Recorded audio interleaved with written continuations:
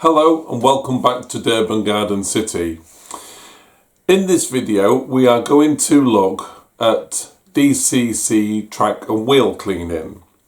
Now, as many of you who follow me, you will know that I've had problems running certain locos. In a cry for help, people ask me if my track and wheels were clean. And my first response was, well, yes, I've cleaned them as well as I can. Having looked at other videos online and different methods of cleaning wheels and cleaning track and etc, etc, and I've spent quite a bit of money and time doing this. So once you've done that, and you go away thinking that the wheels are clean and the track's clean, then you start to think there must be something else that's wrong. So then you start to question whether it's your D.C.C decoder, whether it's the controller system you're using, maybe the environment you're working in, or could it just be, as we like to blame certain products, could it be that it's Hornby and the pickups are terrible, or something else? I don't know. But then what happens is you find that certain trains run well, and you think to yourself, well, these wheels and tracks must be clean for these particular locos to run well. Obviously someone at the front door. Don't worry, that's my ring bell system on my phone. It's usually the kids that interrupt me, or the dog scratching at the door. But anyway, we'll get back to what we're talking about. So, if you've got certain locos that don't run, then they get shelved. And I've had quite a few, and they're not all Hornby, although Hornby ones do tend to be the more problematic. So what I'm going to do in this video is something that I've not done before, because usually I give you a sort of candid look at my layout, show you how I've been doing. I don't normally tell you how I've done it or anything like that.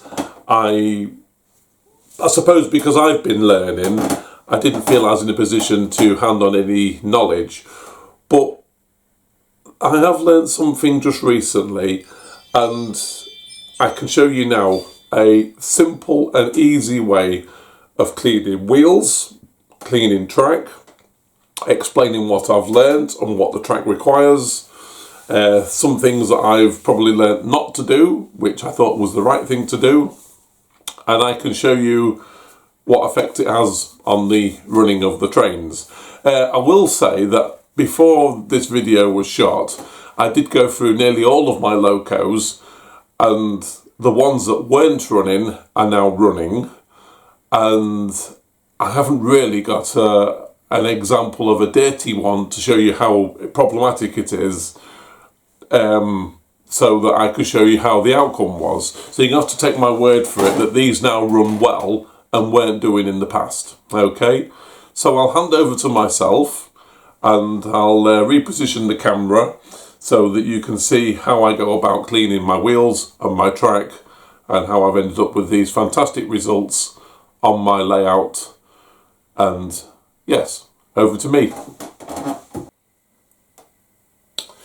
So here we are beside the layout with a small table in front of me, and on this I have a programming track with a bit of a rolling road. I have a little bit of track here with some wires attached to it. I'll explain that in a few moments. I have I think these are made by Pico, but they're a little bit of foam that you can house your railway carriages and locos in. And there's some bits and pieces around me which I'm going to talk you through in a moment. Now I'm using an ECOS ESU command, so I can select any of these locos that I'm going to demonstrate how to clean the track. I also have some isopropanol alcohol in front of me. Now this stuff, although it says it's alcohol, I certainly wouldn't recommend you drink it.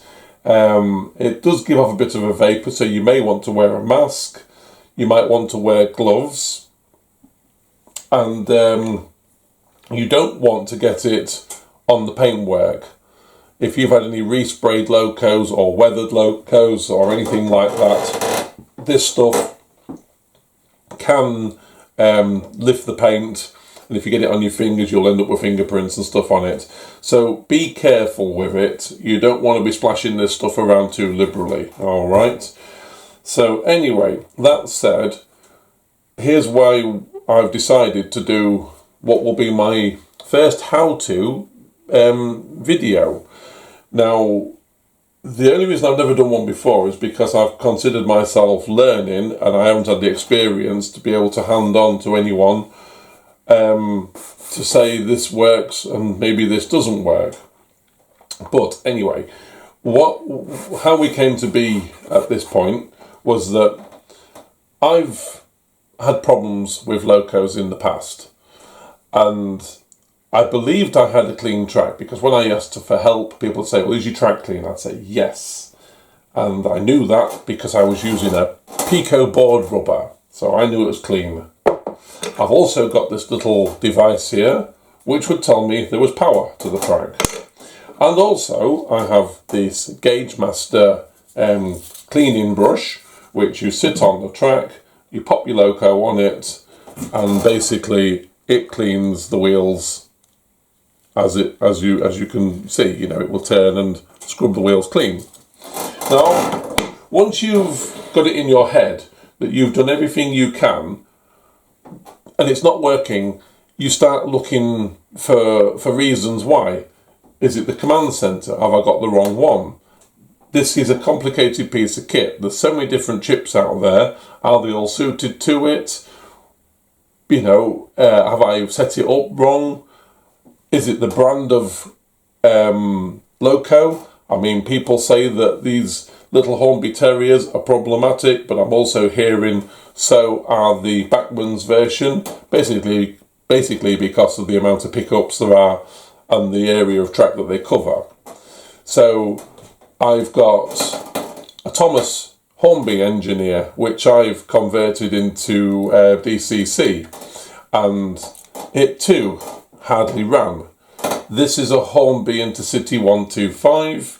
It's got a lock sound in it, and when you used to start it off, I had to press it on the roof to get it to start moving. Once it started moving, it would run very well and carry on running. But then all of a sudden it might stop and shudder to a halt, and it would start going the other way, or it wouldn't start again.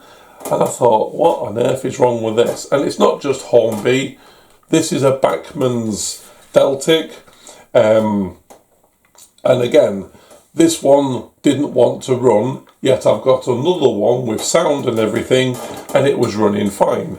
Now, the ones that are running fine kind of reassure you that everything is okay. So the problem must be with these particular locos. So you tend to venture away from cleaning because you've already dismissed that. So you start looking for other issues. Well, I put out a cry for help on my YouTube channel and said, look, I'm having these issues. And the same thing happened again. People say, have you got clean wheels? Have you got a clean track? It's essential with D.C.C. With analog, you might get away with a bit of a scruffy track. You might get away with cleaning your wheels with this. If this scores the wheels and you pick up scratches and so forth, the dirt that you get in them, analog will cope with that better. Another thing I might add, I'm on code 75 track. So this is the fine scale track, and obviously the wheels have got smaller pickup areas. So what I've been told is that this needs to be perfectly clean. So I would use the Pico board rubber, it's not a board rubber, track cleaner, and give it a good old scrub, and it looked nice and shiny, and I thought, yep, that will be okay. In actual fact, I've been told that I need to get some cloth, a bit of isopropyl alcohol, and just lightly rub the rails sort of thing. And if you've got a little bit of this wet and dry 3000 grit, just give it a little smooth. Nothing too vigorous, you're not trying to rub it away. But if you give it a little clean with that, you can see a little bit of grime there, and that shines beautifully, and it'll be as smooth as your car paintwork. That's what this stuff is for. It's a 3000 grit paper, I believe, and there's barely anything there at all. But it will bring up your track beautifully as long as you keep doing it. The other thing I've got is this rather heavy CMX cleaner. I put isopropyl alcohol in this. I tow it round with a truck. You can see by the lines on the pad here that this, whoops, it's got some in it and I didn't realise, that this does a very good job of cleaning and it doesn't damage the track.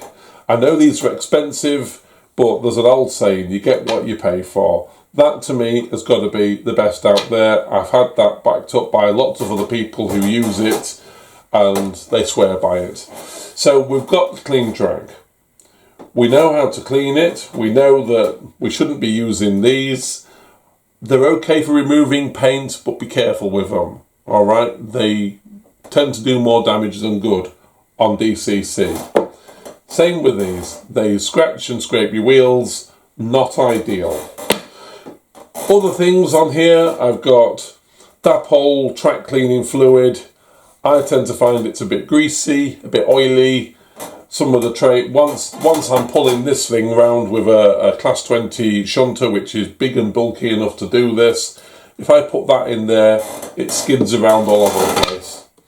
There's another tidy track cleaning solution here. I think it came with, well, there's a kit I've got here, because obviously having had so many problems, I've tried everything. Now this is a Woodland Scenic. This is smoother, this rubber, than the, can you see that? This is actually smoother than the Pico track cleaning device, but it's still a bit abrasive. But it comes with a handle in there and you can get just into tunnels if you can't reach all the way in, or under bridges and things like that. It's not a bad kit, but again, I would use on the foam pads here, I would use the isopropyl alcohol as opposed to the cleaning fluid that comes with it. So that's covered that. So what about the locos? So how do we go about cleaning these? Well, assuming this is really, really dirty, and I've got to tell you it's not, because I actually had a weekend, last weekend, where I went through all the locos and got them clean. Well, let's just assume this hasn't been touched. If I'm looking at it, I'd say it's picked up quite a bit of dirt already. So, although this is a clean cotton bud, I think you're about to see just how effective this isopropyl is. Now, as I say, we get some of that on there, and I just dab it. There's an indent in the bottle here. I just dab that to soak it up a little bit. All I'm going to simply do is give the top of each wheel, for the moment, a bit of a clean. Not the sides, just the top. And the idea of this is that I can't reach the other sides because obviously these wheels aren't turning. Alright. Now already look at the muck off that. That has gone from a nice white to a grotty black in little or no time at all. But what I'm going to do now, I'm going to add some power to this. Now I think there's sound on this particular loco, so it might spark up with a sound. Oh no, it hasn't. Now by holding this track lightly on here, I don't mean push it down hard, the pickups in here are also driving the wheels at the back. So with a bit more isopropanol alcohol, get my teeth in, you can see the wheel now is freely turning, and I can just about get, see that turning nicely, spinning away. Again, don't go mad with the alcohol, because it can damage the paintwork. Now look at that, that's thick black, and that has been done recently. Pick up a bit more. Now we're doing the inside of the pickup. This is where the actual copper pickups touch the inside of the wheel. So if I just touch them in there and in there like that, bear in mind this is one cotton bud. Oops, I think I've done a bit too much there, but never mind. There's only plastic around this. Right, look at that. That is minging, isn't it? That's gone from a lovely white to a horrid black. Now, just so you can see it, I'll turn the loco round, get another one.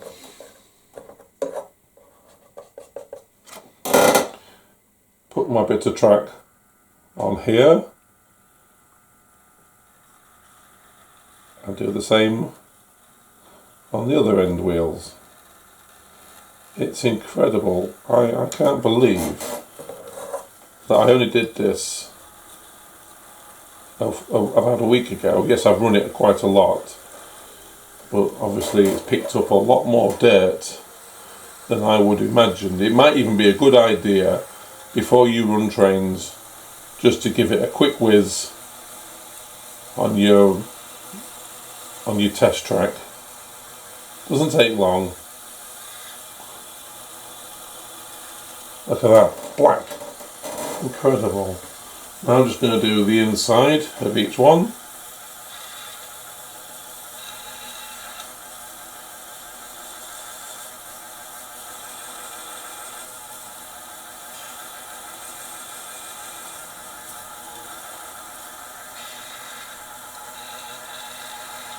And there we have it. Whoops. I'm dropping things. Right, I'll just turn the power down to that, because it'll cause me a problem later. And there we are. As you can see, those wheels now are lovely and clean. If I put it on the test track,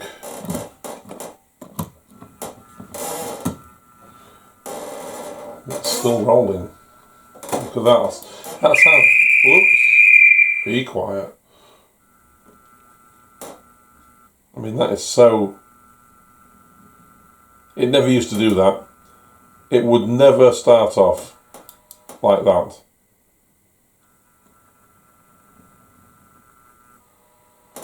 And this one does have sound.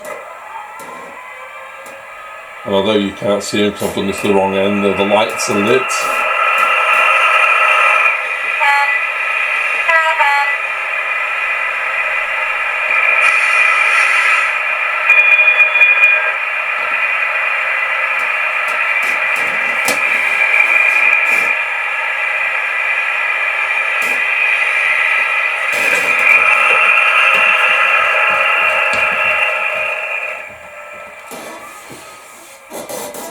You finished? That's it. So there you have it.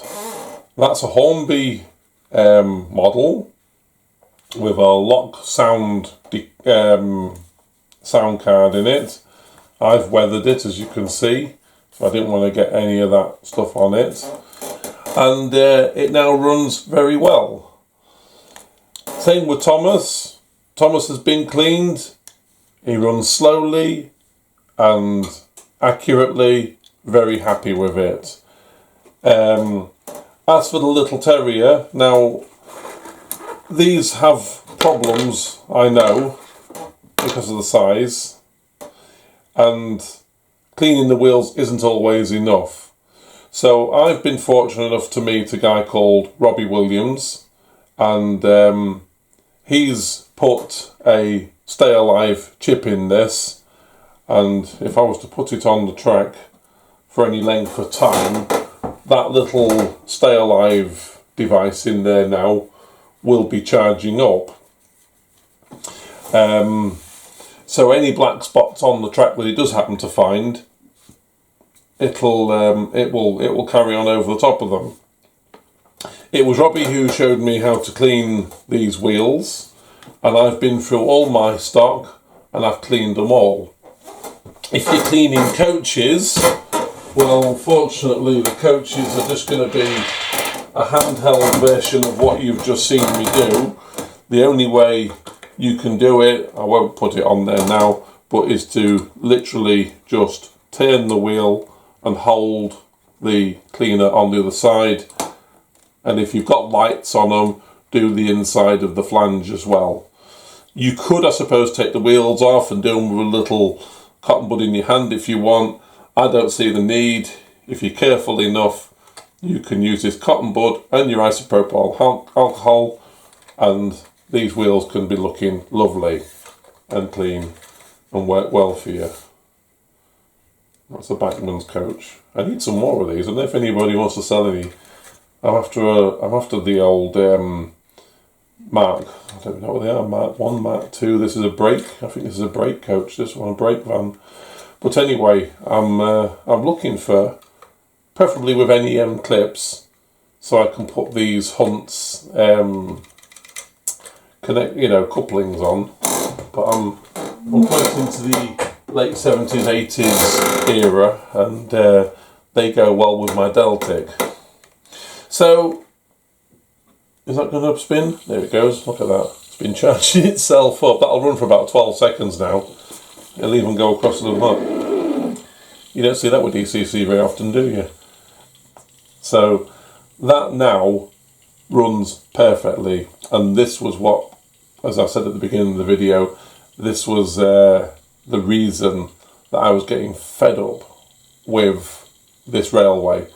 Not because I don't enjoy it, it's because you spend £100 on this. I think these are £100 each, and it only runs for a little while, and then it doesn't run at all, and it becomes a shelf ornament. You know,